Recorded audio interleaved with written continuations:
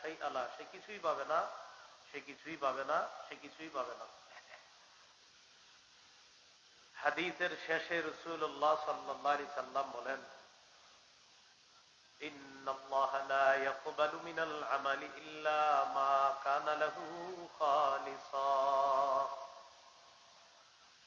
আল্লাহ তাআলা বান্দার আমল ততক্ষণ কবুল করেন না যতক্ষণ ওই আমলটা বান্দা ইখলাসের সাথে না করবে, ততক্ষণ আল্লাহ তাআলা আমল কবুল করেন না। যিনি আলোচক হবে, যিনি দায়ী হবে, যিনি কোরআনের খেদমত করবে, যে যেই পজিশনে আল্লাহর কাজ করবে, তার 1 নাম্বার ইখলাস থাকতে হবে। 23 পারা 19 নম্বর পৃষ্ঠা সূরাতুজ জুমারের 11 নম্বর আয়াতে আল্লাহ বলেন, কুল ইন্নী উমিরতু আন আ'বুদাল্লাহা মুখলিসাল লাহুদ্দীন। নবী আপনি বলেন, আমাকে আদেশ করা হয়েছে আমি যেন ইখলাসের সাথে আল্লাহর ইবাদত করি, এই ব্যাপারে আমাকে আদেশ করা হয়েছে। তাহলে যিনি দাওয়াত দিবেন, যিনি আলোচক হবেন, যে যেই লাইনে দ্বীনের খেদমত করবে, সেখানে শুধুই ইখলাস থাকতে হবে। আলোচকের যদি এই নিয়ত থাকে, আমি আলোচনা করব, আমার রব আমাকে সওয়াব দান করবেন, পাশাপাশি আমাকে পুরা পৃথিবীবাসী যেন চিনে, এই পৃথিবীবাসী যেন চিনে, এই নিয়ত থাকলে আলোচককে আল্লাহ মোটেই তার এই আলোচনায় সওয়াব দিবেন না। আল্লাহর জন্য করলে আল্লাহ যদি তাকে প্রসিদ্ধ বানায় দেয়, এটা আল্লাহর শুকরিয়া, কিন্তু আল্লাহর জন্য কাজ করলে প্রসিদ্ধ হতেও পারেন, নাও হতে পারেন, শুধুই আল্লাহর জন্যই করতে হবে। 2 নাম্বার, আইয়াতাকিদ আন্নাহু ওয়ারিসুন বিদাওয়াতিহি ইলাল্লাহ লিনবিয়িহি মুহাম্মাদিন সাল্লাল্লাহু আলাইহি ওয়াসাল্লাম। যিনি দাওয়াত দিবেন তিনি এই আকীদা রাখা যে আমি আমার দাওয়াতটা, আমার এই যে আমি আল্লাহর পথে মানুষকে আহ্বান করব, আমার বিশ্বাস আমি মুহাম্মদ সাল্লাল্লাহু আলাইহি সাল্লামের একজন ওয়ারিস, ওয়ারিস হিসাবে কোরআন সুন্নাহ সঠিকভাবে প্রচার করা। ইন্না লিল্লাহি ওয়া ইন্না ইলাইহি রাজিউন। আল্লাহ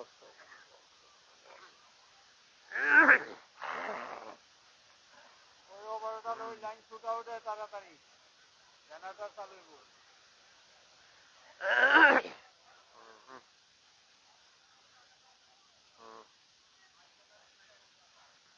ওই তারা করে ওই লাইন শুট আউটে জেনারেটর চালু দিব।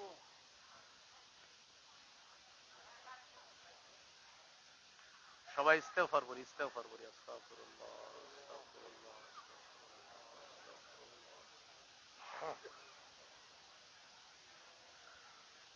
আস্তাগফিরুল্লাহ, আস্তাগফিরুল্লাহ, আস্তাগফিরুল্লাহ।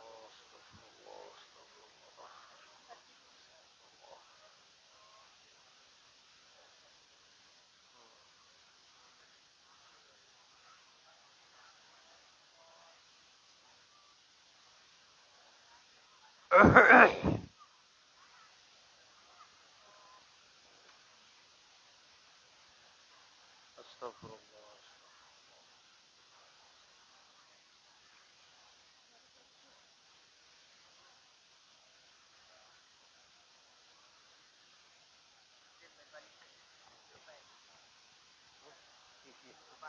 না না, বালিশ তো মাথার জিনিস, পানি জিনিস। কোনো নাম্বার নেই।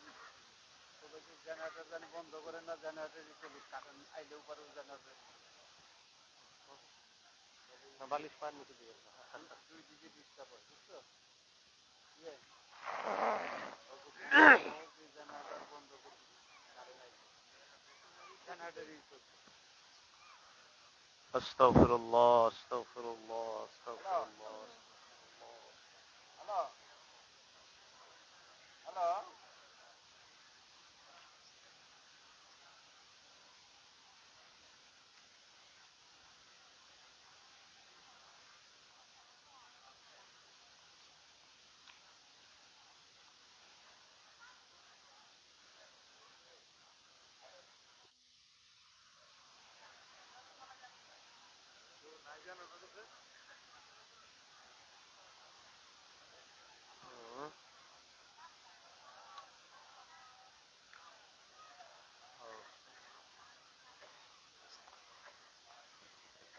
আল্লাহ আস্তাগফিরুল্লাহ। আমরা সবাই জিকির করি লা ইলাহা ইল্লাল্লাহ লা ইলাহা ইল্লাল্লাহ লা ইলাহা ইল্লাল্লাহ লা ইলাহা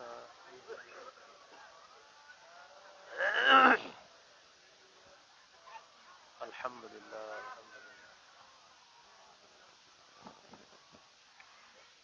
আলহামদুলিল্লাহ।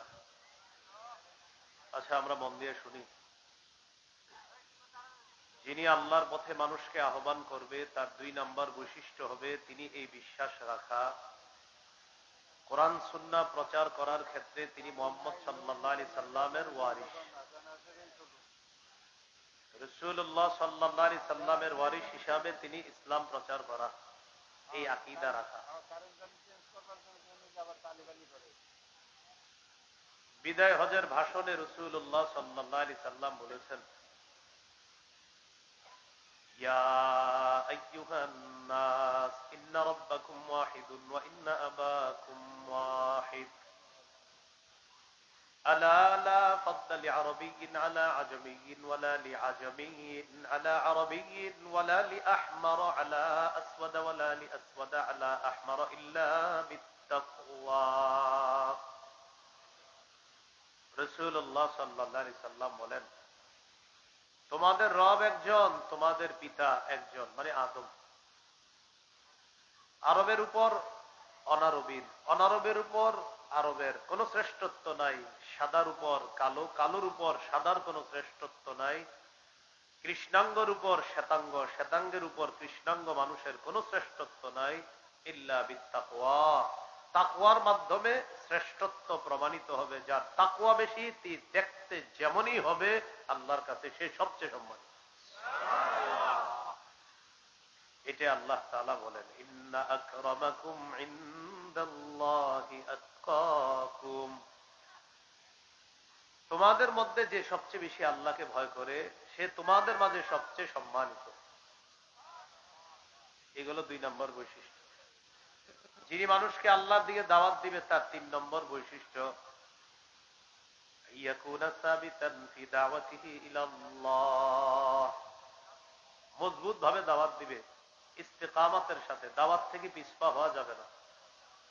সূরা আনকাবুতের 14 নম্বর আয়াতে আল্লাহ বলেন, ওয়ালাকাদ আরসালনা নূহান ইলা কওমিহি ফালাবিসা ফীহিম আলফা সানাতিন ইল্লা 50 আমা। আমি নূহ নবীকে তার জাতির মাঝে প্রেরণ করলাম, তিনি তাদের মাঝে 50 বছর কম 1000 বছর তথা 950 বছর দাওয়াতের কাজ অবিচলতার সাথে করেছে। তার দাওয়াতে বেশিরভাগ মানুষকে দাওয়াত দিলে তারা শুধু পিছনে হটতো, পলায়ন করত, দাওয়াত গ্রহণ করত না, কিন্তু তিনি দাওয়াত দেওয়া বন্ধ দেন। এই ব্যাপারে আরেকটা দৃষ্টান্ত সহিহ বুখারীর 240 নম্বর হাদিস, আব্দুল্লাহ ইবনে মাসউদ রাদিয়াল্লাহু তাআলা আনহুর বর্ণনা, তিনি বলেন, কানা রাসূলুল্লাহ সাল্লাল্লাহু আলাইহি ওয়াসাল্লাম ইউসাল্লি বিফিনাইল কাবা। রাসূলুল্লাহ সাল্লাল্লাহু আলাইহি সাল্লাম কাবা চত্বরে নামাজ পড়তেছে, পাশে কাফেররা বসা। কাফেরদের মধ্যে একজন আরেকজনকে বলতে লাগলো, আইয়ুকুম ইয়াজিউ বিসালা জাজুরি আলি ফুলান ফায়াদউহু আলা যাহরিহি ইযা সাজাদা। আচ্ছা, তোমাদের মধ্যে কে পারবা অমুক এলাকায় যাবে, যাওয়ার পর ওটের নারী বুড়ি ওটের গোবর আনবা, আনার পর মুহাম্মদ যখন সিজদায় যাবে তার কাঁধের উপর তার পিঠের উপর রেখে দিবা। উকবা ইবনে আবি মুআইত নামে এক পাপিষ্ঠ উঠার পর ওই এলাকায় গেছে, যাওয়ার পর ওটের নারী বুড়ি প্রস্রাব পায়খানা এগুলো আনছে, নবীজি সিজদায় গেছে, নবীজির কাঁধের উপর এগুলা রেখে দিচ্ছে। সিজদা থেকে মাথা উঠাইতে পারতেছিলেন না। আব্দুল্লাহ ইবনে মাসউদ রাদিয়াল্লাহু তাআলা আনহু বলেন, আমি শুধু তাকায়া তাকায়া দেখতেছিলাম, লাউ কানা লি মানআ, আমার যদি বাধা দেওয়ার সামর্থ্য থাকতো আমি বাধা দিতাম, পারছিলাম না। ফাতেমা রাদিয়াল্লাহু তাআলা আনহা আয়েশা নবীজির কাঁধের উপর থেকে এই নারী বুড়ি গোবর গুলো সরিয়ে দিয়েছে। রাসূলুল্লাহ সাল্লাল্লাহু আলাইহি সাল্লাম এই কষ্ট ইত্যাদি পাওয়ার পরেও অবিচল ভাবে দাওয়াতের কাজ করেছে, তিনি পিছপা হন নাই। একজন দায়ী যিনি হবেন তার 3 নম্বর বৈশিষ্ট্য, তিনি মজবুত অবিচল ভাবে দাওয়াত দিবেন। 4 নম্বর বৈশিষ্ট্য একটু আমার সাথে বলেন, বলেন যিনি দাওয়াতের কাজ করবে, বলেন ইসলাম প্রচারের কাজ করবে, তাবলীগের কাজ করবে, তার মধ্যে কথা এবং কর্ম, কথা এবং কর্মের কষ্ট সহ্য করার ক্ষমতা থাকতে হবে। আপনি দাওয়াতের কাজ করলে কথার কষ্ট আসতে পারে আপনার উপর, কর্মের কষ্ট আসতে পারে, দুটোটা আপনি ধারণ করার আপনার মানসিকতা রাখতে হবে। সূরা আনআমের 34 নম্বর আয়াতে আল্লাহ বলেন, ওয়ালাকাদ কুযযিবাত রুসুলুম মিন ক্বাবলিকা ফাসাবারু আলা মা কুযযিবু ওয়া উযু হাত্তা আতাহুম নাসরুনা। নবী, আপনাকে কাফেররা মিথ্যাবাদী বলে, আপনি কষ্ট নিয়েন না। আপনার পূর্বের নবীদেরকে মিথ্যাবাদী বলা হয়েছে, কষ্ট দিয়েছে, তারা ধৈর্য ধারণ করেছে, তাদের কাছে আমার সাহায্য এসেছে, আপনার কাছেও সাহায্য আসে। তা আপনাকে মিথ্যাবাদী বলবে, এটা বলতে পারে, আপনি সহ্য করতে হবে। ওয়াজ করতেছে আলোচক, ওয়াজের মাঝখানে একজনে পাশ দিয়ে এসে বলবে, হুজুর এই আলোচনা ছাড়া আরেকটা করেন। সুদের ওয়াজ করবে খতিব সাহেব, মসজিদ কমিটির কেউ বলতে পারে, আপনি গত 6 বছর ভালোই আলোচনা করছেন, আজকে আলোচনা করলেন, আপনি উনি কি আপনাকে করতে আলোচনা, মানে আপনি সুদ খান। এখন যখন ওনারা এটা বললো, বলার পরে ওই ইমাম, ওই খতিব, ওই ওয়াজ, ওই ইসলাম প্রচারকের এই মানসিকতা থাকতে হবে যে কথার কষ্ট দিলেও এটা সহ্য করতে হবে। সহ্য করা নবীদের সুন্নত, আর ঝামেলা করা আবু জাহেলের বৈশিষ্ট্য। কর্মের কষ্ট যেমন সহিহ বুখারীর বর্ণনা 4815 নম্বর হাদিস, রাসূলুল্লাহ সাল্লাল্লাহু আলাইহি সাল্লাম কাবা চত্বরে, তাকাইতে হবে আমার দিকে, কাবা চত্বরে নবীজি আছে, একজন কাফের আসছে, নাম উকবা ইবনে আবি মুআইদ। ওই যে নবীজি সিজদার মধ্যে যাওয়ার পরে যে ওটের নারী বুড়ি পায়খানা দিছিল কাঁধে, যে ব্যক্তিটা, ওই লোকটাই কাবা চত্বরে আসছে। আসার পর দেখে নবীজির গলার মধ্যে একটা চাদর পেঁচাইছে, চাদর নবীজির গলায় চাদর পেঁচায়া, লাওয়া সাওবাহু ফি উনুকিহি ওয়া খানাকাহু বিহি খানকান শাদীদা, ধারালো চাদর নবীর গলায় পেঁচায়া দুই দিক থেকে টান দিচ্ছে।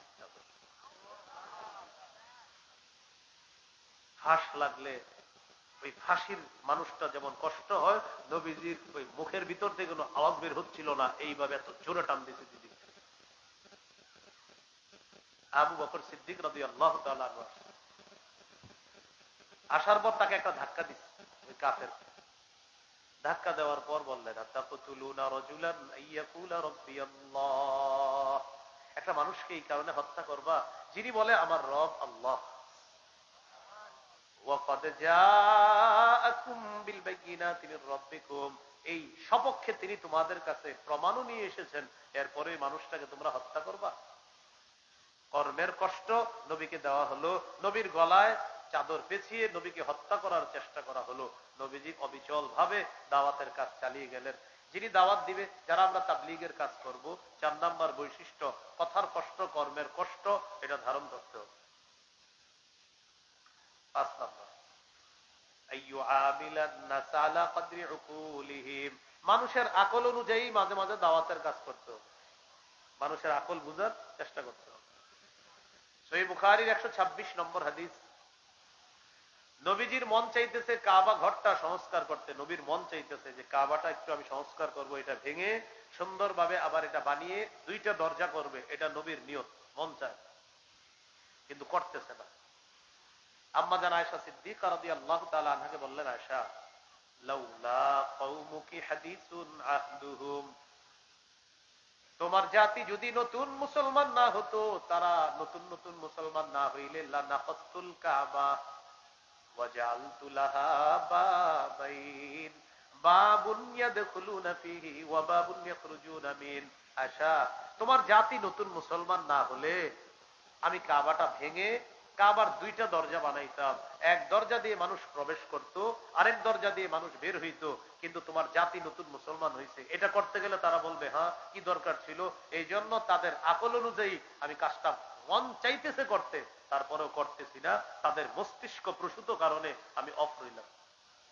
কি বোঝা গেল এখানে? নবী চাইতেছে দুইটা দরজা বানাইতে, কিন্তু যারা নতুন মুসলমান হয়েছে তারা এখন বলবে এটা কাবা ভাঙা কি দরকার, এরকম বলতে পারে।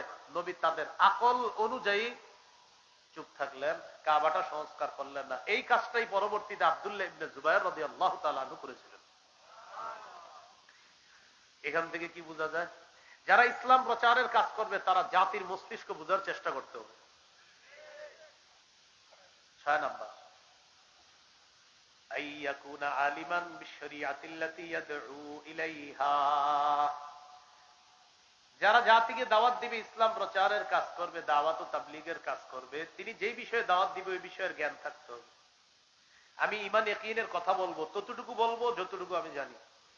আমি গাশতের আদবে কথা বলবো ততটুকু যতটুকু আমি জানি। আমি একজন মানুষকে ইসলামের দাওয়াত দিব ঠিক ততটুকু যতটুকু আমার জানা আছে। হুজুর জানবো কিভাবে? আলেমদের থেকে জানতে হবে, ওলামায়ে কেরামের সোহবতে থাকতে হবে, তাদের থেকে জেনে সঠিকটা বলতে হবে। আর তাদের সোহবতে না থাইকা যদি কোনো পথভ্রষ্ট মানুষের অনুসরণ করেন, সে নিজেও পথভ্রষ্ট হবে, আপনাকেও পথভ্রষ্ট করে ছাড়বে। এটা মাথায় রাখতে হবে। সেও কোরআনের অপব্যাখ্যা দিবে, হাদিসের অপব্যাখ্যা দিবে, আপনি তার অনুসরণে আপনিও এটা মাইরা দিবেন, এবং এই জাতীয় মানুষ পাওয়া যাবে বুঝবে।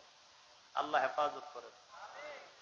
সূরা বনী ইসরাঈলের 36 নম্বর আয়াতে আল্লাহ বলেন, ইন্নাস সামআ ওয়াল বাসারা ওয়াল ফুআদা কুল্লু উলাইকা কানা আনহু মাসউলা।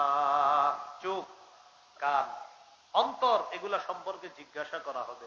সূরা ইয়াসিনের 65 নম্বর আয়াতে আল্লাহ বলেন, আল-ইয়াওমা নাখতিমু আলা আফওয়াহিহিম, আজ আমি তাদের মুখে মোহর মেরে দিব। ওয়া তুকাল্লিমুনা আইদিহিম, তাদের হাত আমার সাথে কথা বলবে। ওয়া তাশহাদু আরজুলুহুম বিমা কানু ইয়াকসিবুন, তাদের পা সাক্ষী দিবে তারা কি কি করছে। সূরা হামিম আস-সাজদা 20-21 নম্বর আয়াতে আল্লাহ বলেন, 24 পারা। ভাই আওয়াজ কি বাড়াইতেছে না? আপনাদের কে বলছে আওয়াজ বাড়াইতে? হ্যাঁ, আপনাদের কেউ বলছে আওয়াজ বাড়াইতে? আরে কেউ বলছে আপনারে? এটা বলেন।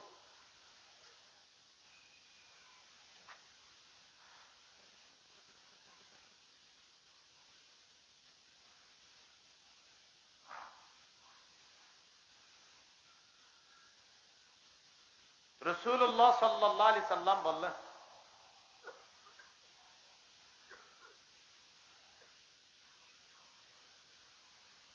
সূরা হামিম আস-সাজদা 20-21 নম্বর আয়াত, 24 পারা 17 নম্বর পৃষ্ঠা 18। ভাই এত আওয়াজের বয়ান হলে আমার আবার দাওয়াত দিয়ে না।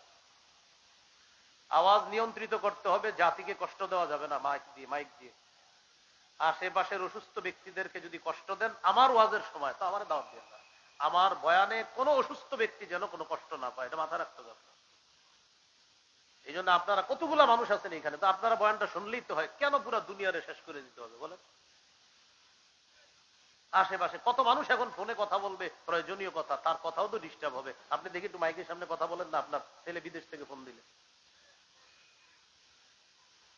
আপনারা আগে পরে সাউন্ড বাড়াবেন কিনা আমি জানি না, আমার বয়ানের সময় এমন কাজ করবেন না যেটা কোনো মানুষের ক্ষতি হবে, আর বান্দার হক নষ্ট করে আমারে আল্লাহর সামনে দাঁড় করাবেন না।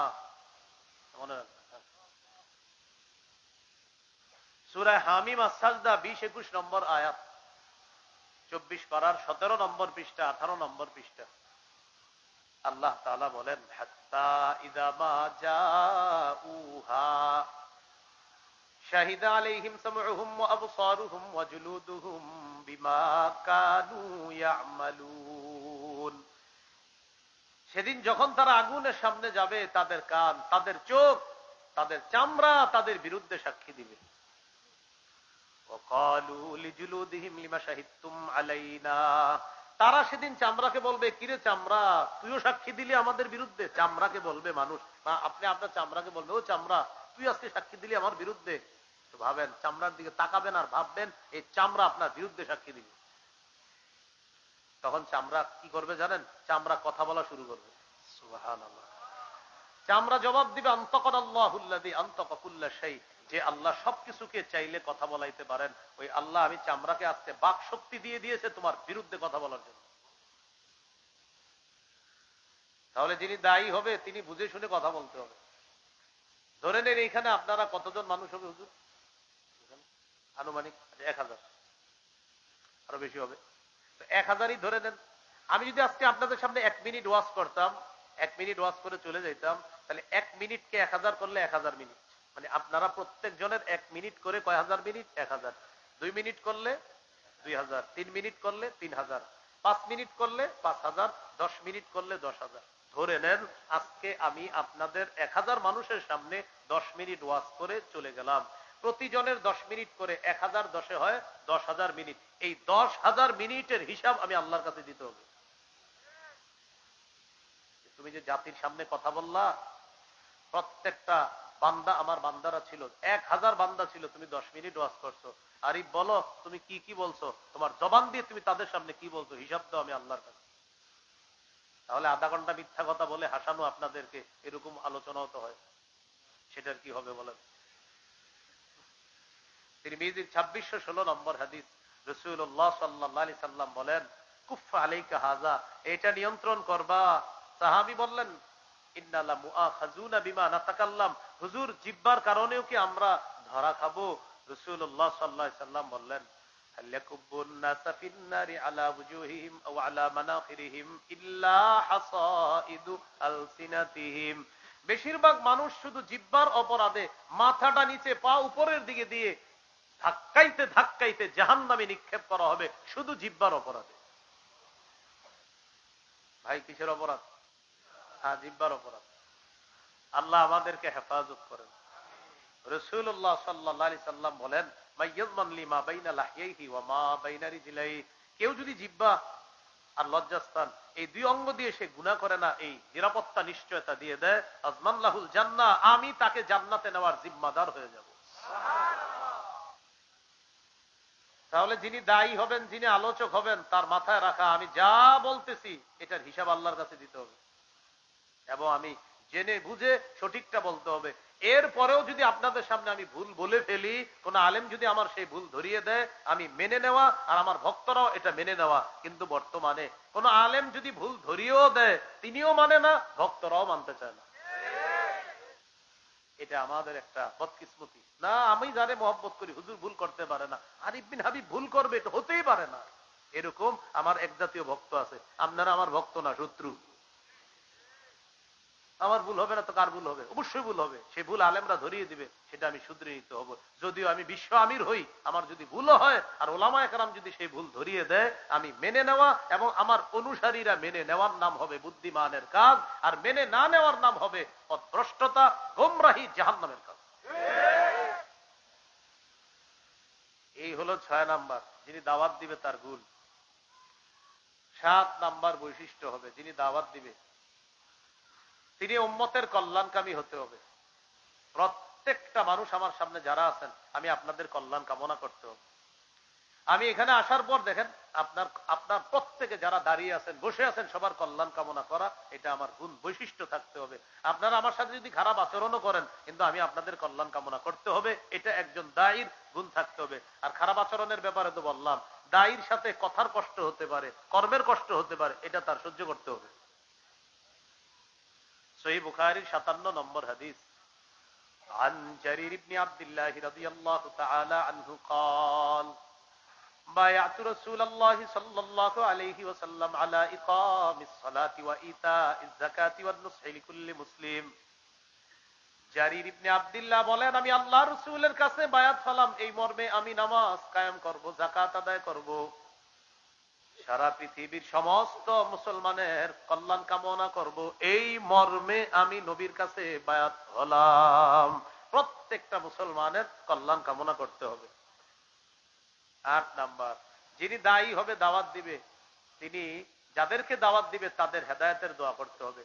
আমি আপনাদের এখান থেকে চলে যাওয়ার পরেও অন্য এলাকায় গিয়ে আমার দায়িত্ব কর্তব্য আপনাদের জন্য দোয়া করা, যেখানেই থাকি সবার জন্য দোয়া করতে হবে। এই জন্য আমি আমার প্রত্যেক দিনের সর্বশেষ দোয়ায় আমি বলি, আল্লাহ আমার সামনে যারা বসা, আমি যাদের সামনে বসি, আল্লাহ, এই পৃথিবীর যত মানুষের সামনে আমি বসেছি, যারা আমার সামনে বসেছে, যাদের কাছে আমি কোরআন সুন্নাহর 2-4টা কথা প্রচার করেছি, আল্লাহ, আমার মা, আমার বাবা, আমার উস্তাদ, আমার ছাত্র ভাই, আমার কলিগ, সহপাঠী, সবার সাথে আপনি আমাকে জান্নাতে দেখা করায় দিয়ে। এই দোয়াটা আমি প্রতিদিন সর্বশেষ দোয়া হয়, আমি চেষ্টা করি সবার জন্য দোয়া করতে, কারণ এটা দায়িত্ব, যিনি দাওয়াত দিবে তার দায়িত্ব, কর্তব্য, দোয়া করতে হবে। সহিহ বুখারীর বর্ণনা 2937 নম্বর হাদিস, 2937। এই হাদিসের মধ্যে আছে রাসূল সাল্লাল্লাহু আলাইহি সাল্লামকে বললেন, হুজুর, ইন্না দাউসান আসদ, দাউস গোত্র, বলেন কি গোত্র? দাউস, একটা এলাকা, এই দাউস গোত্র আসদ নাফরমান, এরা নাফরমানি করছে, হুজুর তাদের বিরুদ্ধে বদদোয়া করেন। নবীজি বললেন, আল্লাহুম্মা হদি দাউসা, আল্লাহ দাউস গোত্রকে আপনি হেদায়েত দিয়ে দেন। সুবহানাল্লাহ। নবীকে বললেন, ইয়া রাসূলুল্লাহ, দাউস গোত্রের বিরুদ্ধে বদদোয়া করেন। আল্লাহ নবী বললেন, আল্লাহুম্মা হদি দাউসা, আল্লাহ দাউসকে আপনি হেদায়েত দিয়ে দেন, ওয়াতিবিহিম, এবং তাদেরকে আপনি ইসলামের ছায়াতলে নিয়ে আসেন। সুবহানাল্লাহ। আপনার দাউসকে আল্লাহ হেদায়েত দিয়ে দেন আর দাউসকে ইসলামের পতাকা তলে নিয়ে আসেন। নবীরে বললেন বদদোয়া করেন, নবী করে দিলেন দোয়া। সুবহানাল্লাহ। এটা দায়ীর 8 নাম্বার গুণ। বুখারীর বর্ণনা, মুসলিমেরও বর্ণনা, তায়েফের ময়দানে রক্তাক্ত করার পর পড়ে আছে। আম্মাজান আয়েশা সিদ্দিকা রাদিয়াল্লাহু তাআলা আনহাকে বলেন, আয়েশা, আমি তো বেহুশ, হঠাৎ হুশ ফিরে আসার পর দেখি ফাইদা আনা বিফাদলিত তাআলিম, আমি এক জায়গায় উপরের দিকে তাকাইলাম, তাকায় দেখি জিবরিল আমিন আমাকে তার ডানা দিয়ে ছায়া দিয়ে রাখছে। ওই মুহূর্তে জিবরিল আমাকে বলতেছে, হাবিব, একজন ফেরেশতা নিয়ে আসছে। কে এটা? আপনারে সালাম দিবে। তো এই ফেরেশতা নবীজিকে সালাম দিলেন। সালাম দেওয়ার পর বললেন, হুজুর, আমি পাহাড়ের দায়িত্বে নিয়োজিত ফেরেশতা, আল্লাহ আমাকে আপনার কাছে পাঠাইছে। কেন? আপনি যদি চান, আমাকে আপনি হুকুম করতে পারেন, আমি এই 2 পাহাড় চাপা দিয়ে তায়েফবাসীকে আমি ধ্বংস করে দিই। রাসূলুল্লাহ সাল্লাল্লাহু আলাইহি সাল্লাম বললেন, লা বাল আরজু আন ইউখরিজাল্লাহু মিন আসলাবিহিম মান ইয়াবুদুল্লাহ লা ইউশরিকু বিহি শাইআ। আমি চাই না তুমি তাদেরকে ধ্বংস করে দাও, আমি চাই আজকে আমি যাদেরকে দাওয়াত দেওয়ার পর আমাকে রক্তাক্ত করলো, আমার আশা তারা আমার দাওয়াত গ্রহণ করে নাই, তাদের ঔরস থেকে যে সন্তানরা দুনিয়াতে আসবে তারা আমার দাওয়াত গ্রহণ করে এক আল্লাহর ইবাদত করবে, আল্লাহর সাথে শিরিক করবে না। তাই আমি নবী চাই না তাদেরকে ধ্বংস করা হোক, বরং আমি চাই তারা গ্রহণ করে নাই, তার সন্তানরা আমার দাওয়াত গ্রহণ করবে। এটা 8 নাম্বার বৈশিষ্ট্য দায়ী, আলোচক, খতিব, মুবাল্লিগ, ইসলাম প্রচারক তাদের। 9 নম্বর বৈশিষ্ট্য, দায়ী যিনি হবেন, আলোচক যিনি হবেন, তিনি যা বলবেন। আর কারো ফোন টোন আছে? সবার শুরু হয়েছে মনে হয়, মাঠেও শুরু হয়েছে। তো 9 নাম্বার, যিনি দাওয়াত দিবেন তিনি যা বলবেন ওই অনুযায়ী তিনিও আমল করবেন, ওই অনুযায়ী তিনিও আমল করবেন। সূরাতুস সফফি 2-3 নম্বর আয়াতে আল্লাহ বলেন, ইয়া আইয়ুহাল্লাযীনা আমানু লিমা তাকুলুনা মা লা তাফআলুন, হে ঈমানদারগণ, এমন কথা কেন বলো যা নিজেরা করো না। কাবুরা মাকতান ইনদাল্লাহ আন তাকুলু মা লা তাফআলুন, তোমরা যা করো না সেটা বলা আল্লাহর কাছে বিরাট বড় অপরাধ। নিজেরা করো না এটা বলা আল্লাহর কাছে বড় অপরাধ। সূরা বাকারা 44 নম্বর আয়াতে আল্লাহ বলেন, আতা'মুরুনা আন-নাসা বিল বিররি ওয়া তানসাউনা আনফুসাকুম, তোমরা মানুষকে সৎ কাজের আদেশ করো আর নিজেদেরকে তোমরা ভুলে যাও। তোমরা মানুষকে বলো সৎ কাজের করতে আর নিজেদেরকে তোমরা ভুলে যাও, এটা কেমন কথা? অনেক সময় আমরা ভাইরাল আলোচকদেরকে রিসিভ করতে যাই। কি আলোচক? যেমন আমাদের বাংলাদেশে বর্তমানে পোস্টারে সবার উপরে নাম রাখার সবচেয়ে বড় যোগ্যতা হলো ভাইরাল। চাই এর ভিতরে এই যে আরিফ বিন হাবিব নামে একজনের নাম আছে, ওনার এলেম থাক বা না থাক, ওনার নিচে 40 জন শাইখুল হাদিসের নাম থাকবে, ওনারা শাইখুল হাদিস হইল, কিন্তু উপরের যিনি তার যোগ্যতা হলো ভাইরাল। ব্যাস, ওনার নাম থাকতে হবে সবার উপরে।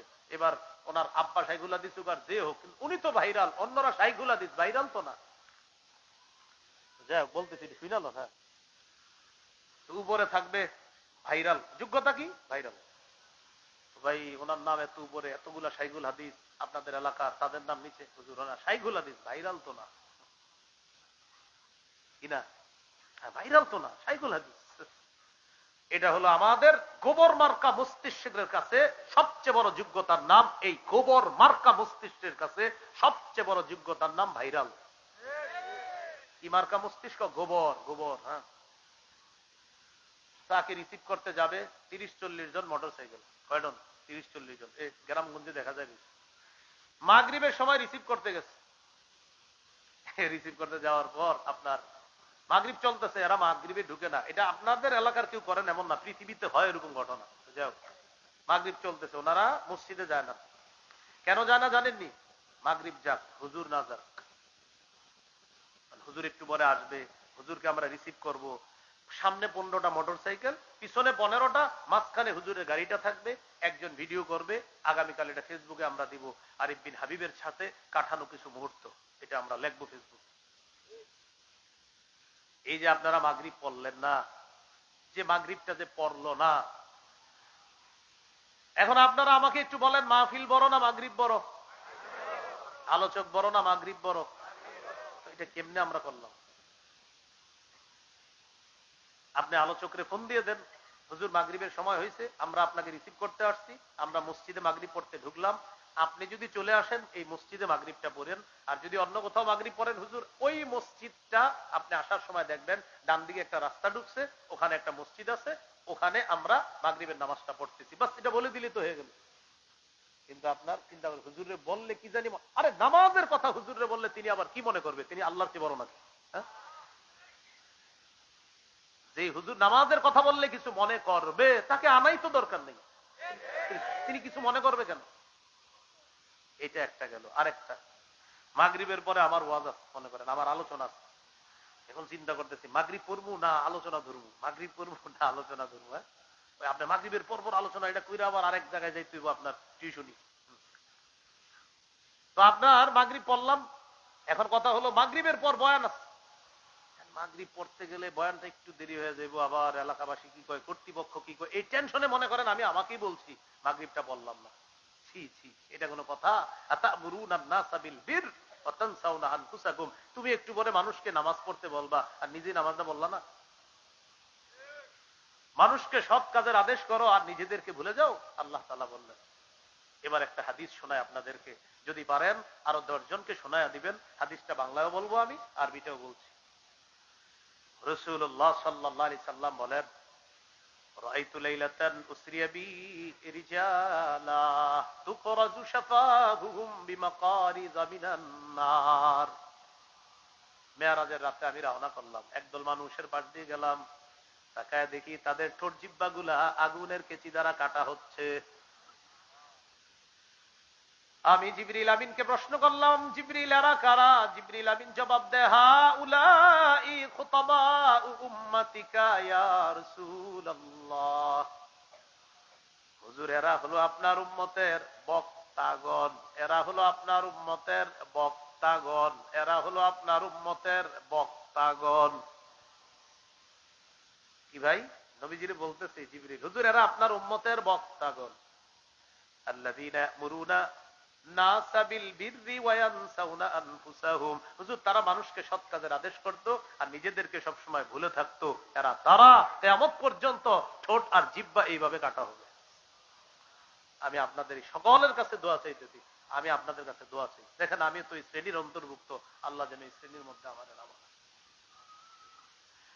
যারা দাওয়াতের কাজ করতেছে সবাইকে যেন আল্লাহ তাআলা এই গজব থেকে হেফাজত করে, বরং সবাই যেন জাতিকেও কল্যাণের কথা বলবে, নিজেও কল্যাণের পথে চলবে, এই জাতীয় আলোচক সবাই যেন হতে পারে। আল্লাহ তৌফিক দান করে।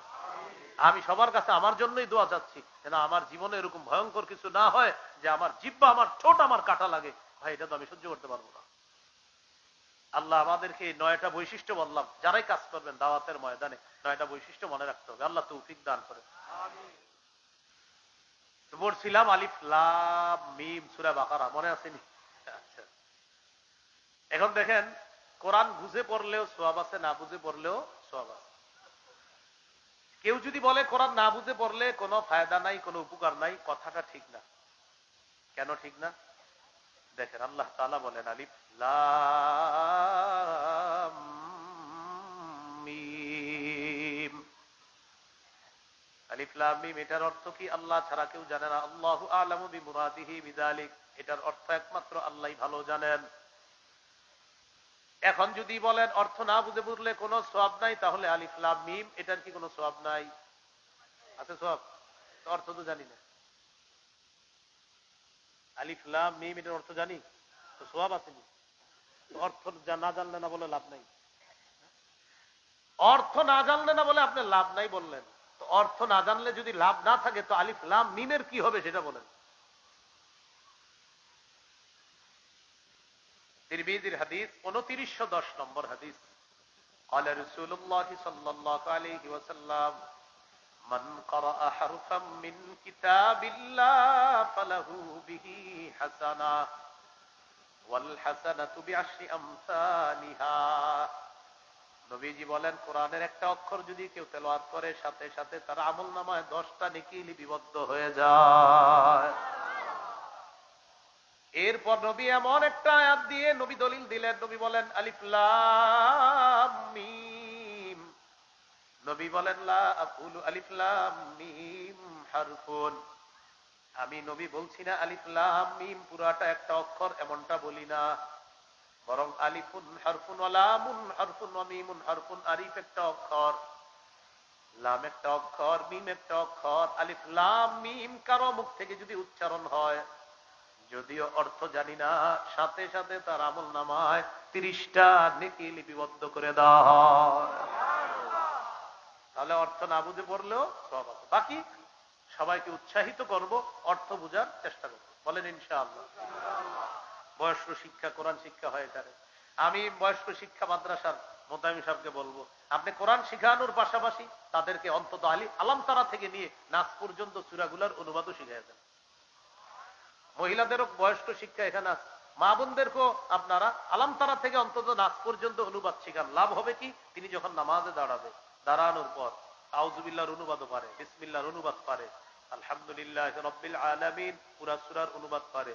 এরপর পড়তেছে আলাম তারা কাইফা ফাআলা রাব্বুকা বিআসহাবিল ফিল, পুরা সূরার অনুবাদ পারে।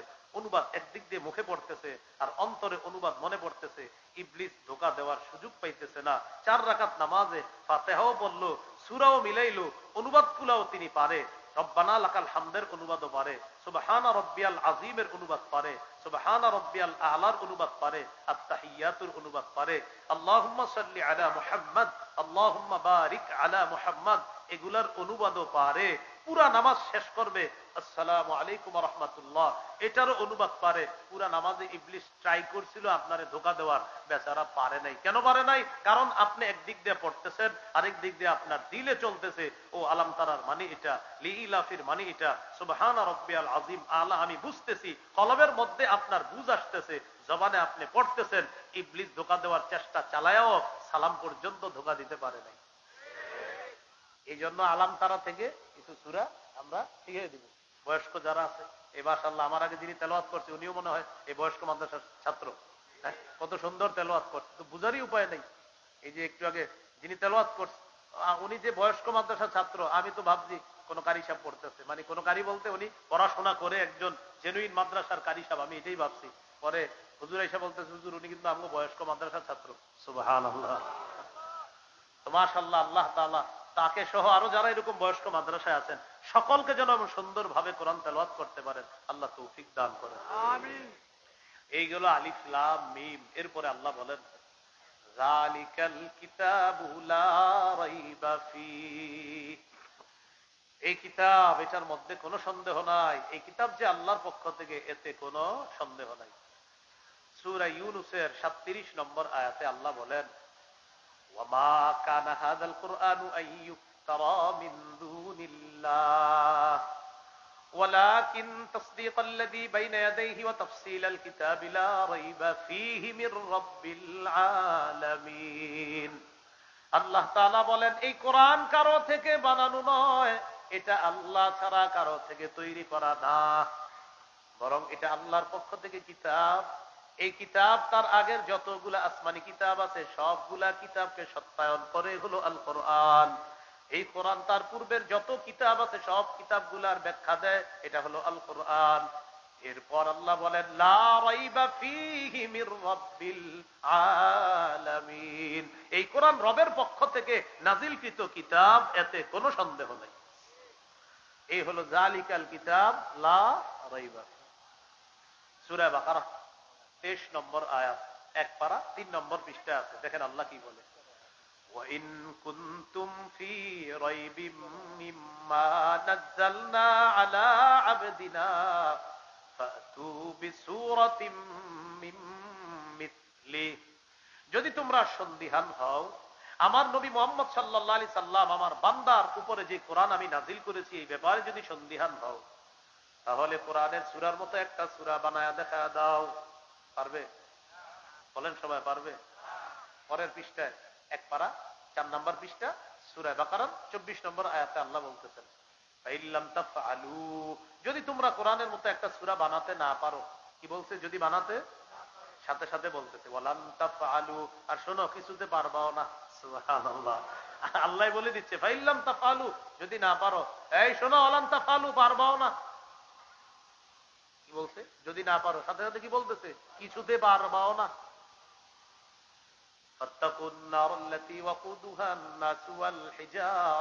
তাহলে ওই আগুনকে ভয় করো যে আগুনের জ্বালানি হলো মানুষ এবং পাথর। তাহলে এই কোরআনে কোনো সন্দেহ নেই। সূরা আলিফ লাম মিম আস-সাজদা 2 নম্বর আয়াতে আল্লাহ বলেন আলিফ লাম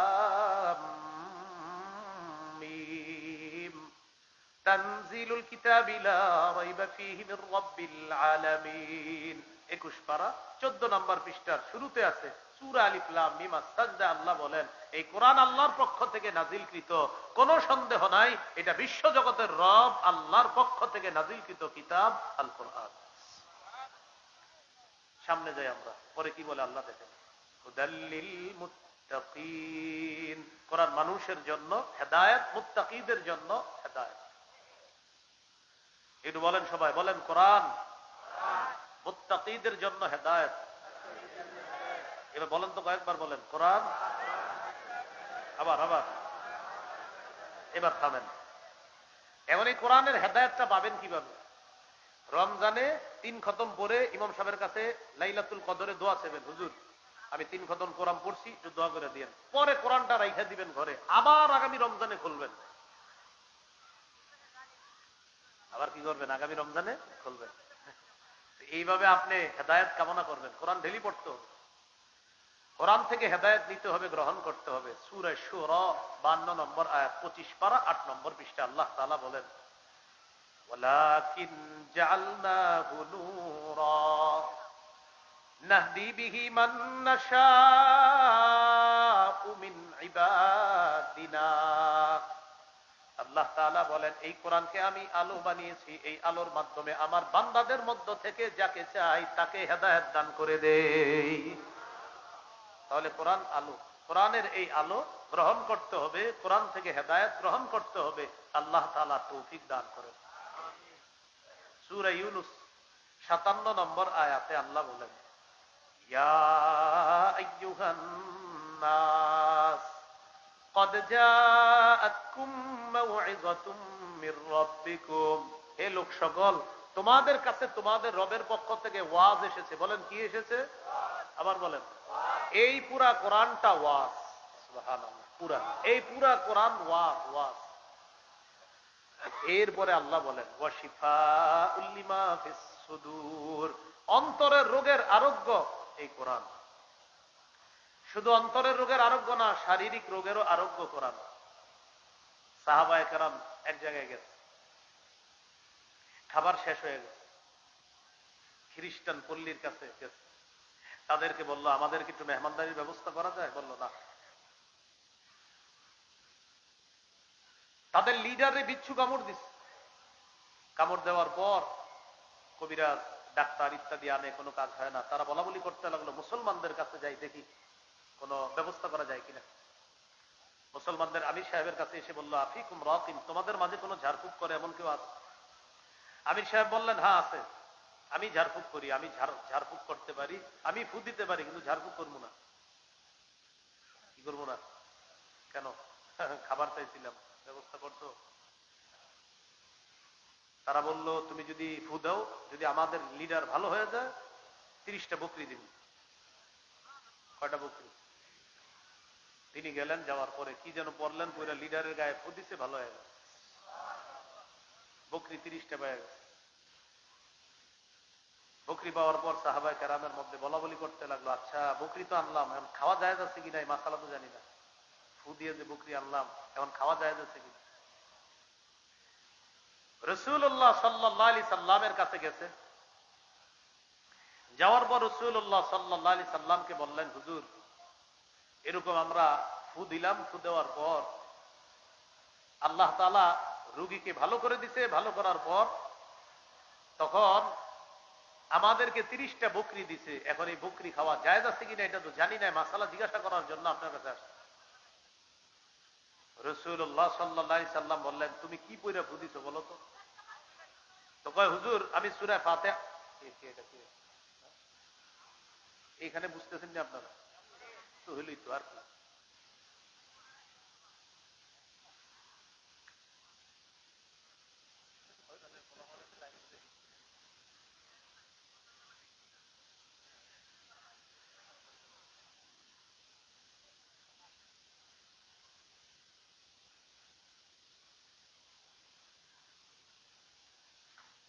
রাসূলুল্লাহ সাল্লাল্লাহু আলাইহি সাল্লাম বললেন, কি পড়ে ফুদিছো?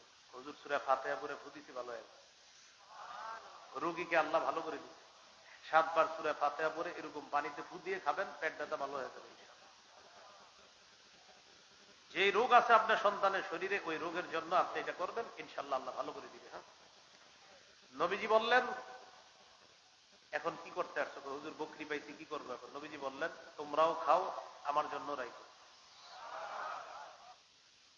তোমরাও খাও, আমার জন্য রাখো। এতে বোঝা যায় কোরআন আরোগ্য, কোরআন শিফা।